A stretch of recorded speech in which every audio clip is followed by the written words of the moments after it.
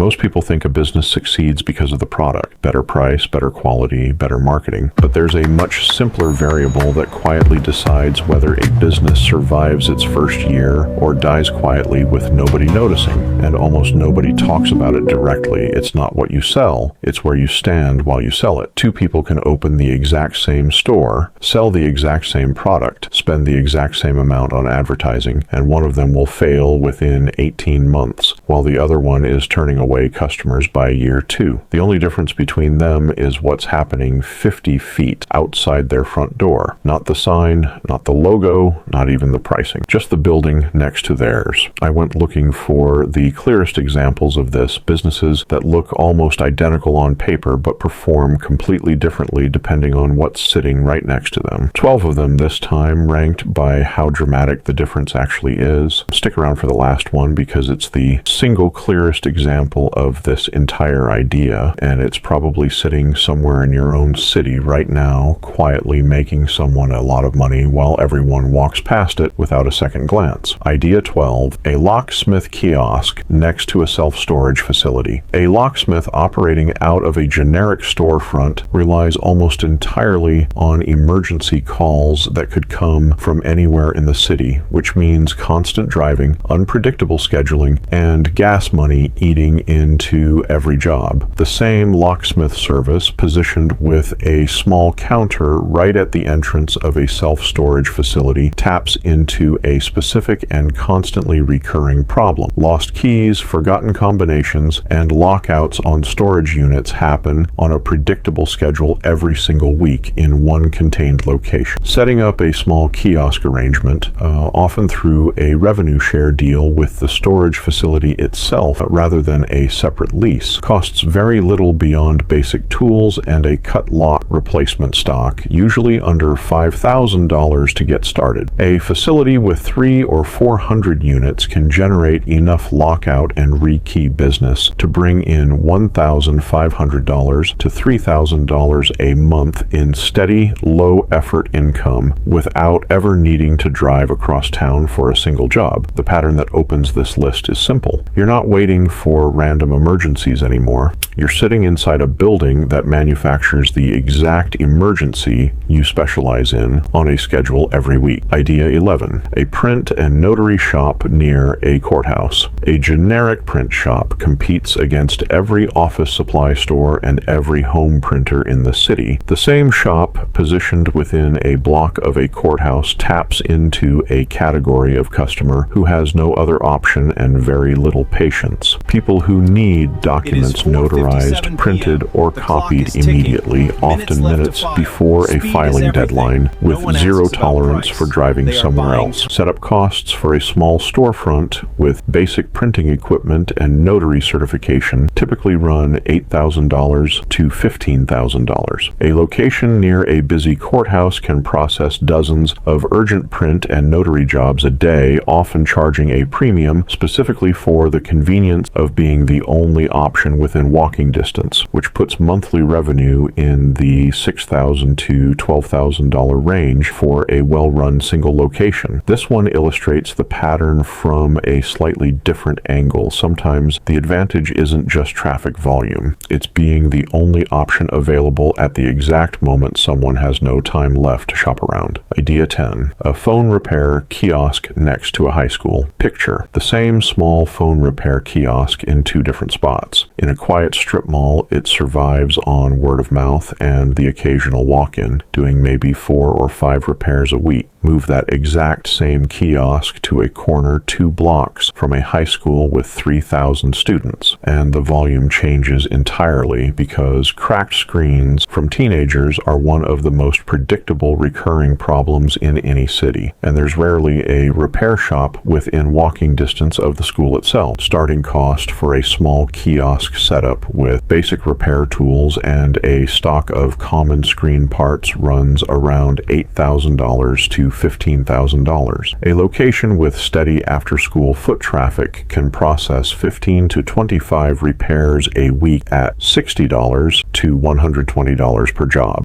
which puts monthly revenue somewhere between $4,000 and $9,000, depending on how aggressively the owner markets to parents rather than just students. The lesson here is the one that repeats through this entire list. The product didn't change. The location manufactured the entire difference in outcome. Idea 9. A coffee cart near a hospital visitor entrance. A coffee cart in a random office park competes against 6 other coffee options within walking distance. The same cart parked near a hospital's main visitor entrance faces almost none of that competition because hospital visitors are a completely different kind of customer. They're tired, stressed, often there for hours at a time, and desperate for something warm that isn't cafeteria coffee. Set up cost for a basic cart with an espresso machine and simple menu is typically $10,000 to $18,000. A location with consistent hospital visitor traffic can move 150 to 250 cups a day at an average ticket of $4 to $5, which puts daily revenue in the $700 to $1,200 range before costs, 7 days a week, because hospitals don't close for weekends. They're tired, stressed, often there for hours at a time, and desperate for something warm that isn't cafeteria coffee. Setup cost for a basic cart with an espresso machine and simple menu is typically $10,000 to $18,000. A location with consistent hospital visitor traffic can move 150 to 250 cups a day at an average ticket of $4 to $5, which puts daily revenue in the $700 to $1,200 range before costs, 7 days a week, because hospitals don't close for weekends. What makes this specific placement so powerful is emotional, not just logistical. A stressed visitor isn't comparison shopping. They're buying relief, and they'll pay for convenience without a second thought. Idea 8. A protein and supplement kiosk next to a gym. A supplement shop in a strip mall relies entirely on people who already know they want supplements and are willing to make a special trip. The same shop positioned directly next to a busy gym removes that entire barrier because the customer is already standing right there, already thinking about fitness, already in the exact mindset that makes the purchase feel obvious instead of optional. A small kiosk stocked with protein shakes, bars, and basic supplements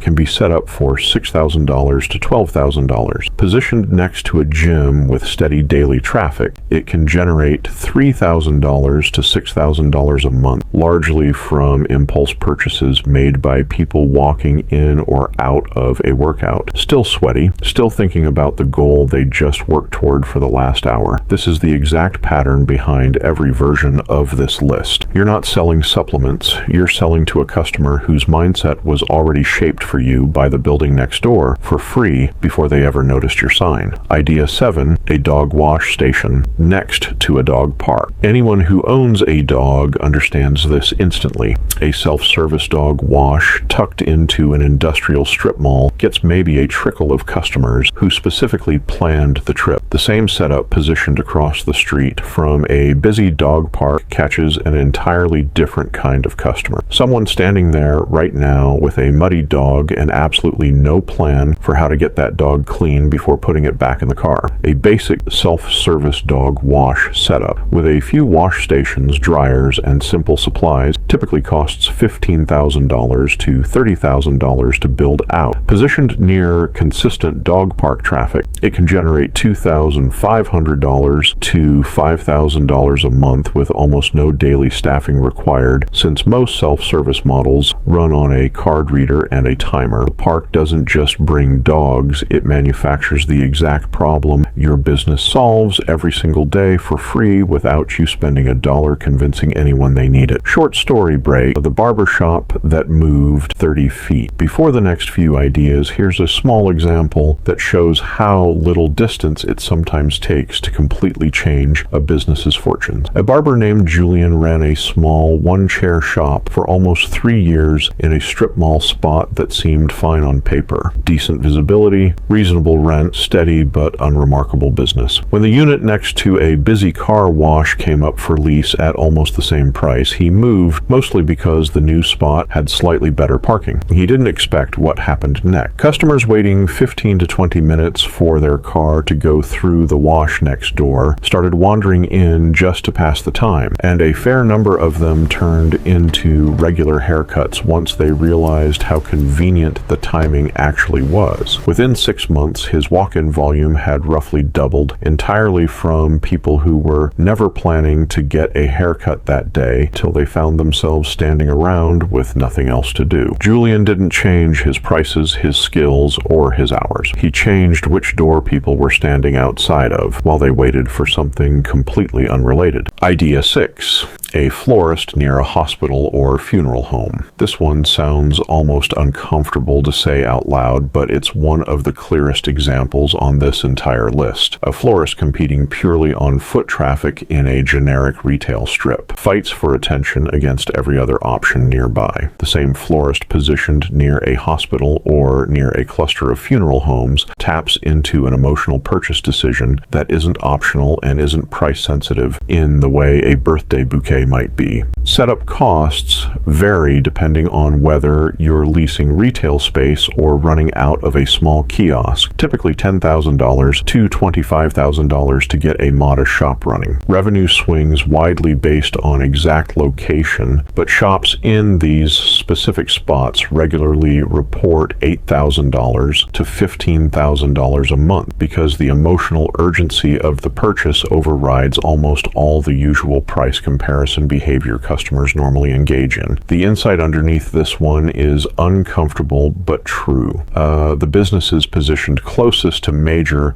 emotional moments in people's lives tend to have the least price-sensitive customers of any category on this entire list. Idea 5. A specialty breakfast spot near a construction site rotation. Here's a small detour from the pure list format because this next example comes with an actual story attached to it, one that illustrates the whole concept better than a straight rundown of numbers could. A woman named Priya opened a small breakfast counter years ago in a location she chose almost entirely because the rent was cheap. It struggled for the first year, barely breaking even, in a spot with decent but unremarkable foot traffic. When her lease came up for renewal, instead of staying, she moved 2 miles away to a spot she'd noticed sat directly along the route that 3 different construction crews used every morning to reach a set of active job sites nearby. Nothing else about the business changed. Same menu, same prices, same hours. Within 4 months, morning revenue had roughly tripled because dozens of construction workers needed a fast, filling breakfast before a physically demanding shift, and there was nowhere else along that specific route that offered it. She didn't change what she sold. She changed where the people who already needed exactly that were walking past every single morning. The lesson repeats one more time, maybe more clearly here than anywhere else on this list. A struggling business and a thriving business can be run by the same person, selling the same product, separated only by 2 miles and one decision about where to stand. Idea 4, a car detailing service next to a used car dealership. A mobile detailing operation searching for individual customers one at a time fights for attention across an entire city. The same detailing service positioned right next to or in a standing contract with a used car dealership taps into a completely different kind of demand. Dealerships need every vehicle on their lot detailed before it goes up for sale on a recurring, predictable schedule. Basic equipment for a small detailing operation runs $3,000 to $8,000 to start. A single standing contract with a mid-sized dealership needing 10 to 15 vehicles detailed weekly can generate $2,000 to $4,000 a month from that one relationship alone, with essentially zero additional marketing required once the contract is signed. This is the version of the pattern that applies directly to service businesses, not just retail. You're not hunting for customers one at a time anymore. You're plugging into a business that already has a constant built-in need for exactly what you do. Idea 3, a children's shoe store next to a pediatric clinic. Kids' shoes are one of the most frequently repurchased items in any household, simply because feet grow fast and most parents don't think about buying new shoes until they're already somewhere that reminds them their kid needs them. A shoe store in a generic strip mall competes with every other shoe option in town. The same store positioned next to a pediatric clinic catches parents at the exact moment they're already thinking about their child's physical needs, sitting in a waiting room with nothing else to do but notice the shop next door. Startup costs for a small specialty shoe shop typically run $20,000 to $40,000, including inventory. Positioned next to consistent pediatric foot traffic, a shop like this can generate $10,000 to $18,000 a month, largely because the buying decision has already been half made in the parent's head before they ever walk through the door. The location isn't just convenient here, it's doing a piece of the sales pitch for you before the customer even knows they're being sold to. Idea 2.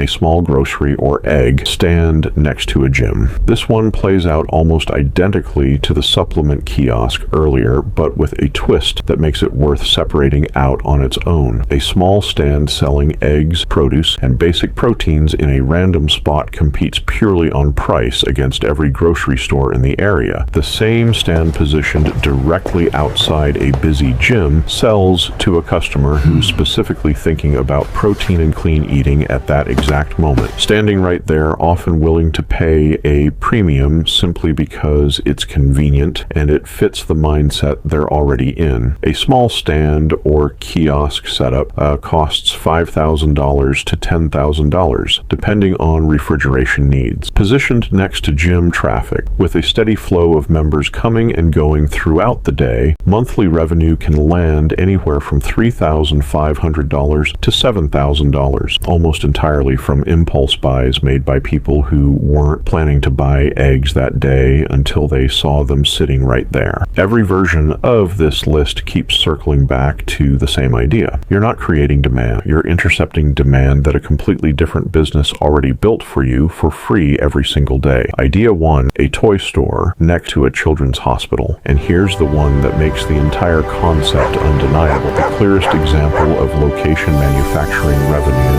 that has nothing to do with the product itself. A toy store in a normal shopping center competes against every other toy option, including massive retailers with far more inventory and far lower prices. The exact same toy store, positioned near a children's hospital, taps into something a big box retailer simply cannot replicate no matter how much inventory they carry. A parent standing outside that hospital, desperate to bring their child even a small moment of comfort during what is very likely one of the hardest weeks of that family's life. A modest toy shop costs $15,000 to $30,000 to set up with a reasonable starting inventory. Positioned near consistent hospital foot traffic, a shop like this regularly generates $8,000 to $16,000 a month, and almost none of that revenue depends on price competition because the purchase isn't really about the toy. It's about the moment the toy is being bought for. This is the version of the idea that makes the entire pattern